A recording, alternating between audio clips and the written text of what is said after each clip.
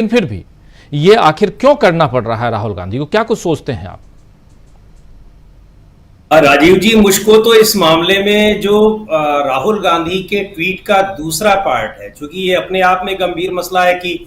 वायनाड गए हुए थे, सारा दिन वहां पर थे, और उसके बाद अगर वो मध्य रात्रि में 2 बजे के आसपास अगर वो ट्वीट कर रहे हैं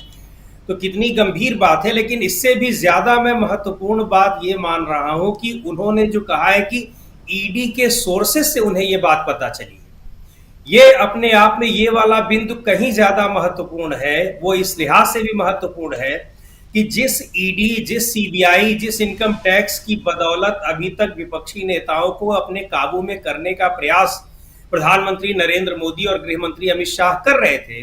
अब वो एजेंसियां खुद विपक्ष के नेता को ये सूचना दे रही हैं कि आपके खिलाफ क्या साजिश हो रही है।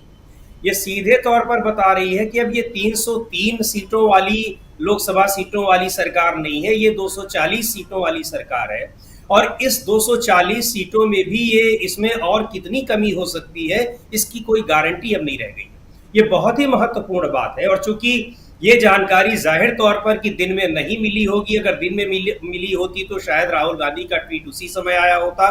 और ये जिस हड़बड़ी में ये सारी चीजें हो रही हैं, इसका मतलब कि ये कार्रवाइयां हड़बड़ी में हो रही हैं, उसके लिए कुछ लोग लगाए जा रहे हैं, ईडी और सीबीआई में कुछ लोग डिप्यूट किए जा रहे हैं कि आप लोगों को ये काम करना है। अब वो लोग, उनमें से निश्चित तौर पर कि कुछ ऐसे लोग हैं जिन्होंने ये सूचना दी है, तो इसका मतलब कि इस सरकार को की सीटें ही 240 नहीं आई हैं, लोगों का भी विश्वास घटा है। और जिन एजेंसियों की मदद से अभी तक ये विपक्षी नेताओं को काबू करने की कोशिश कर रहे थे, उन एजेंसियों के भीतर भी किस तरह से इनकी कार्यशैली को लेकर के गुस्सा है। क्योंकि गुस्सा इसलिए भी होगा क्योंकि ये सीधे सीधे इन एजेंसियों की क्रेडिबिलिटी प्रभावित हो रही है। कोर्ट में बार बार इनको लताड़ा जा रहा है कि आप इतने सारे केसेस दर्ज कर रहे हो और उनमें आप सजा नहीं दिला पा रहे क्योंकि आपके पास ऐसे एविडेंस ही नहीं है कि आप इनको सजा दिला पाइए। तो ऐसे केसेस आप दर्ज कर लेते हैं और उनमें उसके लिए आपने पुख्ता सबूत क्या जुटाए हैं, जो भी जुटाए हैं वो इतने पर्याप्त ही नहीं है कि कोर्ट में ठहर पाए। तो इन एजेंसियों में जो काम करने वाले लोग हैं, ऑफिसर हैं, कर्मचारी हैं और लोग भी हैं, उनसे भी तो ये पूछा जाता होगा कि भाई आप कहाँ काम कर रहे हो। जैसे हम लोग बड़ी आसानी से गोदी मीडिया और फलाने मीडिया कह देते हैं, तो ये आरोप दूसरों पर भी तो लगते होंगे ना कि आप लोग तो पूरी तरह से सरकार के सामने बिछे हुए हो। सरकार का जो निर्देश मिल रहा है कहने को, तो ये ऑटोनॉमस बॉडीज है, संवैधानिक संस्थाएं तमाम है, जो संवैधानिक नहीं है, गैर संविधानेतर संस्थाएं भी हैं, तो वो ऑटोनॉमस संस्थाएं हैं। उनके बारे में भी तो ये कहा जाता होगा, वहां काम करने वाले लोगों को भी तो इस बात के लिए लताड़ा जाता होगा पब्लिक डोमेन में, जिस तरह से मीडिया वालों के लिए कह दिया जाता है कि आप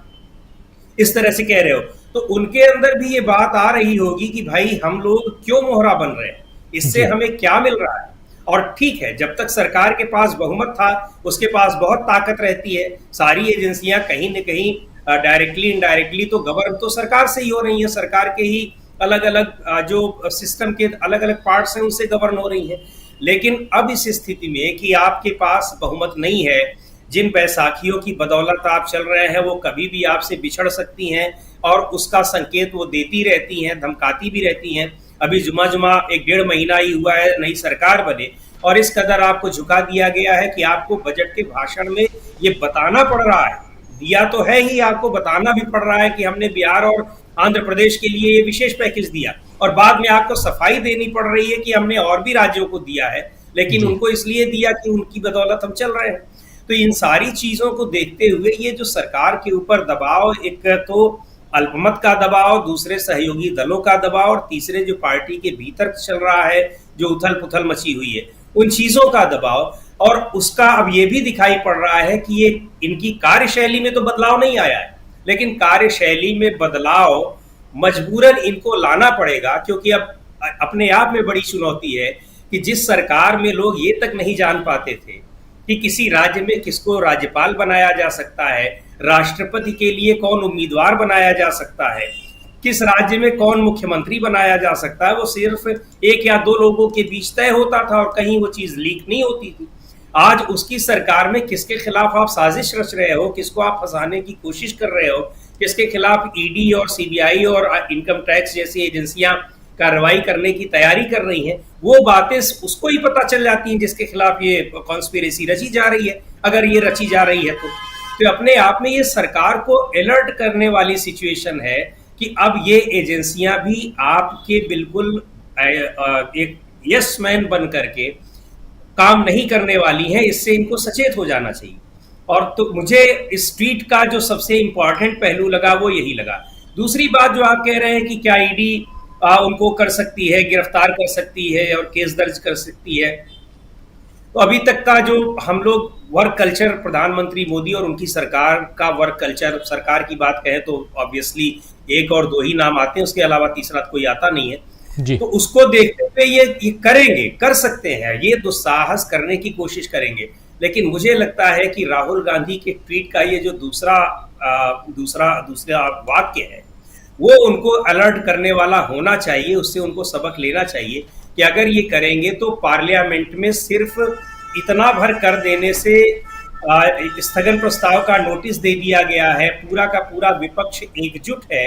आपके खिलाफ बयानबाजी हो रही है, संसद चलने नहीं दिया जा रहा है। अगर इस तरह का कदम उठा लोगे, और वो भी जब उस व्यक्ति ने ट्वीट कर दिया है कि ऐसा हो सकता है और क्यों हो सकता है वो भी उन्होंने बता दिया है, तो इस स्थिति में मुझे लगता नहीं कि एक